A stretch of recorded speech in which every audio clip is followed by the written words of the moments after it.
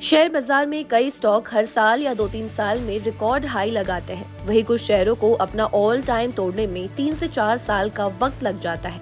लेकिन भारत के एक सरकारी बैंक के शेयर 15 साल बाद एक अहम स्तर पर पहुंचे हैं। दरअसल कैनरा बैंक के स्टॉक 132.89 रुपए पर क्लोज हुए, जो साल 2011 के 130 रुपए के लेवल से कहीं ज्यादा है।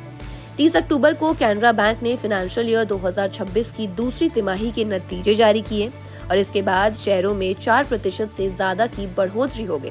खास बात है कि इस बैंक शेयर में लगातार 5 साल से तेजी देखने को मिल रही है और भाव 14 रुपए से अब 134 रुपए तक जा पहुंचा है। आज यानी 31 अक्टूबर को 8:36 पर कैनरा बैंक के शेयर में 3.11% की बढ़ोतरी हुई और शेयर 132.78 रुपए पर कारोबार कर रहा था।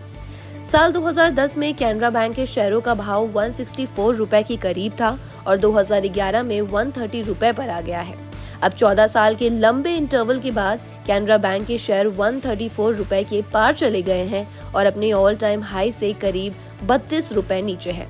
जहां 2020 में कैनरा बैंक के शेयरों ने 44% का रिटर्न दिया, तो 2021 में 55%, 2022 में 66%, 2023 में 31%, 2024 में 14% और 2025 में अब तक 32% का रिटर्न दे चुका है। कैनरा बैंक ने फाइनेंशियल ईयर 2026 की दूसरी तिमाही के लिए 4,774 करोड़ रुपए का नेट प्रॉफिट हासिल किया है। ये पिछले साल की इसी अवधि में हुए 4,014 करोड़ रुपए के मुनाफे से लगभग 19% ज्यादा है। बैंक की नेट इंटरेस्ट इनकम यानी NII साल दर साल 2% घटकर 9,141.19 करोड़ रुपए रही। एसेट क्वालिटी में काफी सुधार हुआ और नेट NPA रेशियो वित्त वर्ष 2025 की दूसरी तिमाही के 0.99% से घटकर वित्त वर्ष 2026 की दूसरी तिमाही में 0.54% रह गया है। चालू वित्त वर्ष की सितंबर तिमाही के दौरान ग्रॉस NPA रेशियो घटकर 2.35% रह गया, जो पिछले साल की इसी तिमाही में 3.73% था।